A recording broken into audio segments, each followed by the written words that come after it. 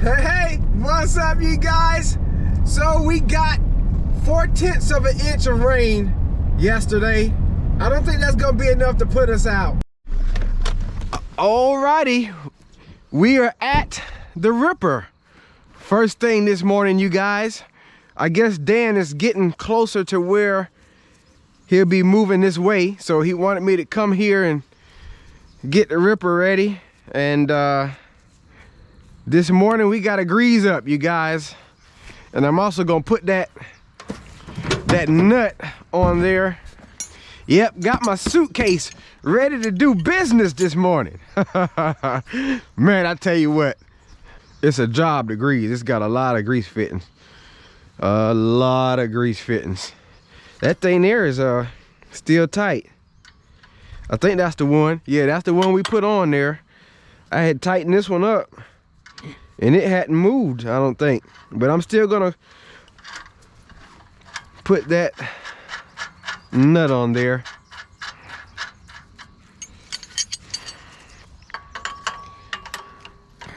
So that it can be nice and stationary. That'll do it. And hey, it's 55 degrees right now. I don't have my suit on because it's cold. I got it on because there's a good chance I get greasy. But it is cool enough to have it on. I guess that rain that came in, it dropped the temperatures. Today is supposed to be a high of like 70, I think like 73. So that's a difference from that 80, 87 that we had. A huge difference. We'll grease a few of them together, and then I'll go ahead and take out the rest of it. I hope the battery that's on here is good. I brought an extra battery because, like I said, this is time consuming. So, wow. Yeah, there's a lot of grease fittings. I'll go over all of them.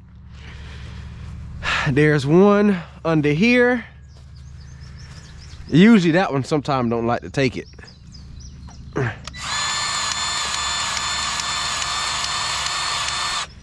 I think it's taking it, but it's squeezing it out too.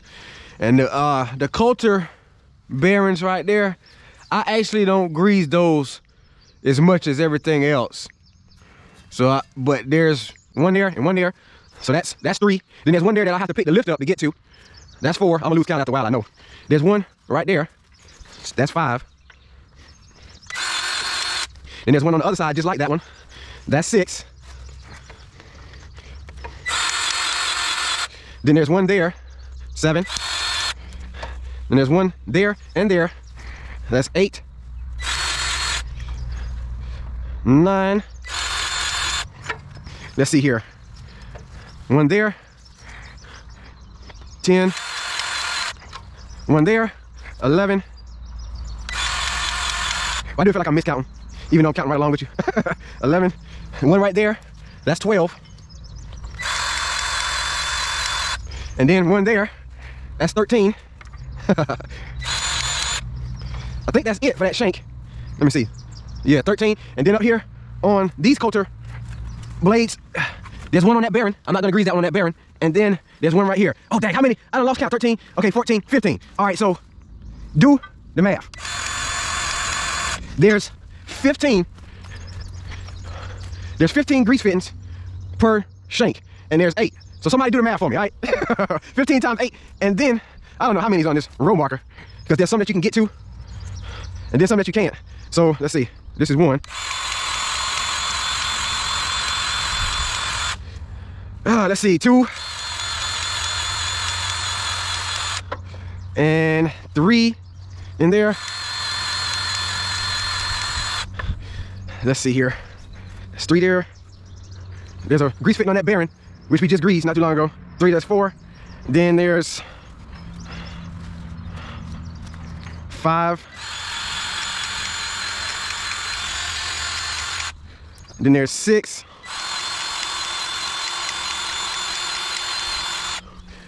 And there's one right there that you can't get to. 6, 7, and 8.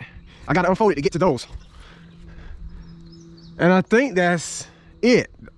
So each row marker has 8 grease fittings.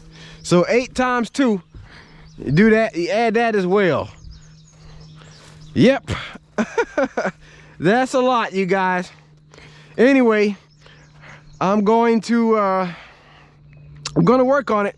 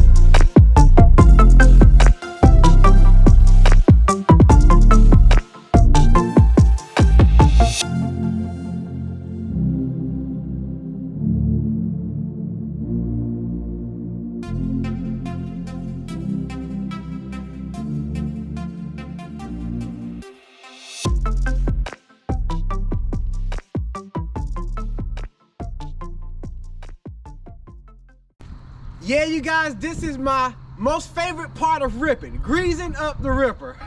Sarcastically speaking. Oh yeah. So I found one more grease fitting that I missed. So it's actually 16 times 8 plus 8 and 8. And I did the math, and that's 144 grease fittings, you guys. Man. Anyway, now I'm gonna wipe the grease off of the places where the excess came out. And I gotta clean the windows, and I gotta check and make sure that it's not too wet to start ripping. So let me continue my get ready process, and I'll check back in. Well, you guys, we gotta add on to that 144 because this turnbuckle right here, which we hardly ever move, it has 1, 2. So that's 46. And then 2 on that one down there, that makes 48. So 148, you guys. All right, you guys, so I just got off the phone with Dan, and he wants me to move the position of this spring here because we was talking yesterday where I'm ripping at, it's sort of leaving it humped up higher than it really needs to be, and it's causing the planter to not want to stay right on top of where I'm ripping at, and it also makes it harder for him to steer in between the rows. So if we move this, take that R pin out of there. If we move this spring 1 forward, it will create more down pressure on that packing wheel, and that will sort of help it to pack where I'm ripping at down better, where it's not leaving it humped up to where it's looking like we bedding up rolls. So this shouldn't take too long. I've never adjusted it myself before. I think he has before, but it's simple. Just a pull out of the pin and a reinserting. So it'll be in the second hole, and it's getting windy. Speaking of windy, you guys, Danny has been doing the spraying.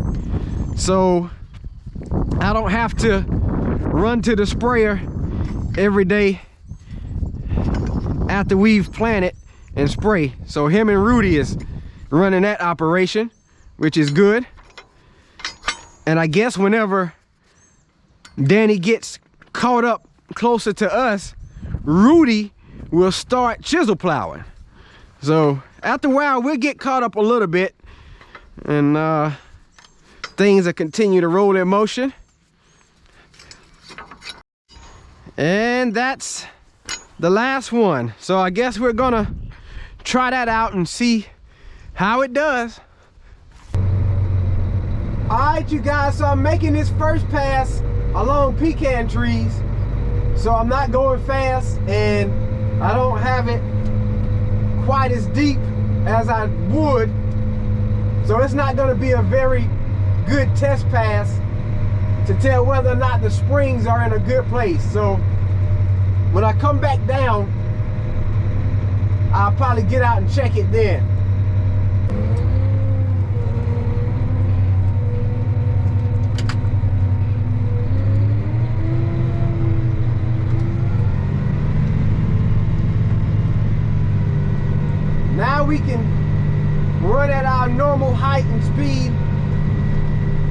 and in just a few we'll get out and look at it. I'm looking at it from the tractor, that last pass, and it looks pretty flat. Looks pretty good. All right, we're gonna check it right here.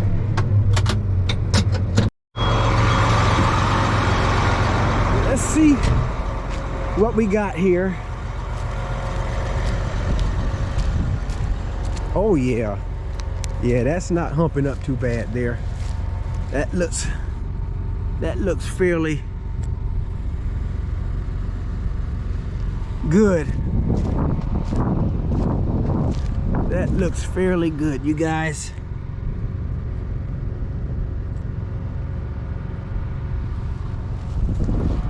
Now this dirt out here is a little harder, being that we had corn out here before. So it's gonna have a tendency to raise it up a little bit more anyway. But see, it's not raising it too high there. Got the shanks down in the ground. Your coulter blade cuts the ground, sort of opens up the place for the shank so that it's not wearing on the shank so much. Shank is down in the ground with the ripple point. It's down probably at least 12, 14 inches. Then these coulter blades sort of close the dirt back up, and the packing wheel flattens it out, makes it level, and damn plants right on top of that. And so I believe that's good to go, you guys. Man, I was walking back to the tractor and I said, did I step in them fire ants? It kicked up a pile of fire ants right there. Woo! You don't want to be in them. I don't think I stepped in them though. So I'm gonna work on it for a bit here. I believe we got it about set like we need it.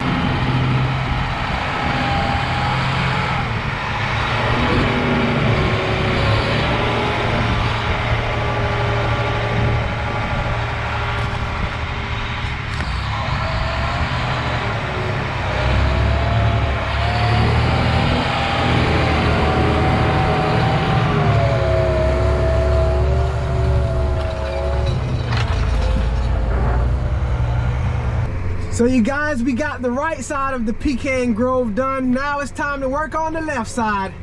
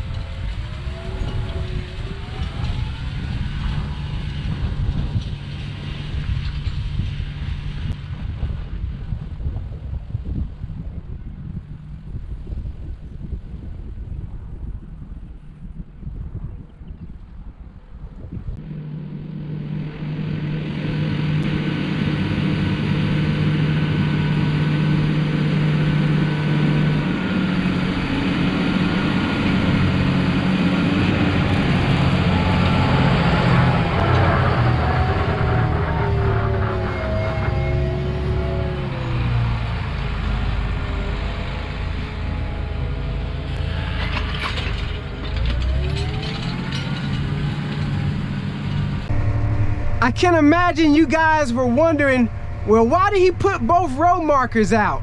That's because after I got past the pecan trees there, I have to work both sides of the ripper. As you can see, that's the long side from which we started on the left side of the pecan trees, and then I had the short side over here that I had to work. So that's why I had to let both road markers out, and I believe that's the first time I've had to do that this year. I think it is. There may have been one other time, but I didn't talk about it. But anyway, that's the process of putting out 2 road markers. And we have to stop here. That's gonna mess up that 8-row pattern. I'm not gonna say it, but I am looking at it. Alrighty, you guys, I got that done behind the peanut grove. Now we're gonna get back on this long side.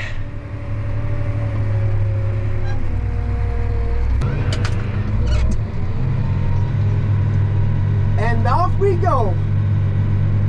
It's almost lunchtime, but I got about an hour left. I got about an hour. So I'm gonna work on it, you guys.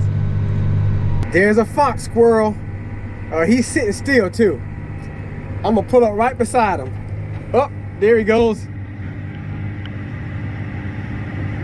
Hi, buddy. You got a nut or something there? All right, let me get back to it. Made it to the end of the field, and there's another one. They all over the place. I got it zoomed in so far, it's hard to keep it still. He's chewing away too, huh? Hey, buddy. Off he goes. All right, you guys, so on my way to lunch, I'm helping Dan get moved to the next farm where he's got to get planted at. And he's arrived with his truck and seed. And that's the last stop. And I might better get some gas in this truck before I run out. Great time of day, you guys. I hadn't even been paying attention. Oh, man. You guys, so I'm getting ready to head back to the field, and I have not seen this baby in weeks and weeks. Where have you been? Where have you been, baby? Huh? Where have you been? Oh my goodness, I hadn't seen this calico cat in a minute.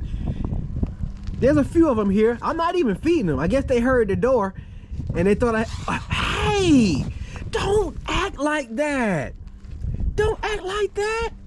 Oh my goodness, Auntie, don't beat up your nieces like that. Anyway, the kitties and babies, you guys, I ain't got nothing for them. I gotta get on back to the field though. Don't you stay gone so long next time, okay? All right? All right, baby? Okay? Hey, Kente. Hi. And we've made it back. There's the wild turkey just flew in the woods. Anyway, it's about 74 degrees right now, you guys, and this is the big side of the field. But we are going to continue to work on it. So you guys, it's about 3 hours later. I've been getting it in, listening to the YouVersion Bible app, and I'm knocking out these ends right here. So yeah, I thought I'd check in. I've seen a whole bunch of places where foxes and coyotes been digging in this field. It's crazy. Oh, wait a minute. Wait. Oh, I'm just now not. Wait a minute, you guys. I had to stop. I just noticed something. I've never noticed it, I guess, until this week, because I've been talking about it so much. What do you see across the trees there? That's the same tower that we've seen at all the other farms, you guys. I've never noticed that I can see it at this farm before. Oh man, that's just gonna be so awesome. When I get switched to AT&T, it's gonna happen. It's gonna happen because you guys are blessing. Matter of fact, when I wrap the video up, I got some more to testify about. All right, you guys, so I'm back on the field rolls. I'm far from done, but I am about to wrap this video up. And like I was saying earlier, I got a testimony. So man, you guys are just so awesome, man. Talking about the cell phone tower and desiring to switch to AT&T. You guys just continually blow my mind. The way the Lord is using you. That's right, the Lord is using you to bless the channel, to bless me and my wife. Because this is gonna be a birthday present for her. And I guess I might as well say it's from y'all. I'm definitely going to AT&T this weekend, Lord willing. And I don't have the full amount yet, but who is that? I have to check it in a bit. I'm definitely going to switch to AT&T. Brother Jerry B, Brother Michael Charles, Brother Michael McDonald. With their donations today, we have reached a total of $639. Yesterday it was $334, I think. So now we're at $639, you guys. That's enough to pay for my phone. My phone is $550, hers is $430, I think, or whatever. But man, I know that the rest is coming, and that the rest will be taken care of. And that switch, man, is gonna happen. I might not get to the Beaver Dam Saturday, but you can believe I'll be at AT&T switching over. And give me a sec. Let me check that text message and make sure it wasn't Dan trying to get moved over here. So yeah, that was Dan. He's getting ready to move over here. But anyway, like I've been saying, it would be such a blessing. I mean, we will have been married 4 years. Ever since she's moved from Connecticut, where she had high-speed internet and good service with her cell phone, it's been a struggle for her. And I might get a spanking for being so candid with you guys, but I can't help it. When you guys know what's going on, you know what I'm saying, you know more about me, and that I'm not trying to really swindle anybody. And of course with me, like I've said before, man, YouTube is a ministry, it's a passion, and if I didn't enjoy it, I wouldn't be doing it, because as you guys know, my channel don't get views like other channels do. I'll talk about that another time, but I mean, that's the truth. And that's because I share the gospel.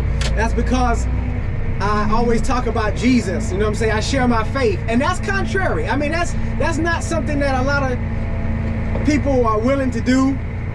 But I've been called to do it, so I'm going to do it. And because I'm doing that, you guys are blessed. And it's the people who enjoy the gospel, it's the people who enjoy the content that are blessing the channel. So I thank you guys, man. I was gonna get deeper into this, but I'm not gonna do that, because like I said, I don't want to get a spanking from my wife. Again, her birthday is tomorrow, so I thank God that she'll be. You ain't supposed to tell a woman's age, are you? She'll be the same age as me though, 37. I'm telling it. And that's just gonna be a blessing of a gift, man. It'll help me with my uploading. And wow, I'm just so grateful. I'm so grateful for all of you, for you watching, for your encouragement. Speaking of encouragement, I was listening to the Bible app, and like I said, I was reading the word that says that the Lord has given gifts to the body of Christ. Some apostles, some preachers, some pastors, some teachers, some evangelists, some pastors, for the edification of the body of Christ. That means to build and strengthen the body of Christ. And so I thank God that I've been given that position, or placed in that position, to edify the body of Christ. And I'm going to continue to do that. So I thank you guys for your encouragement. I hope that you guys continue to be blessed. Hope that you continue to enjoy the videos. Yes! I love you guys. Don't forget to smash the like button for us.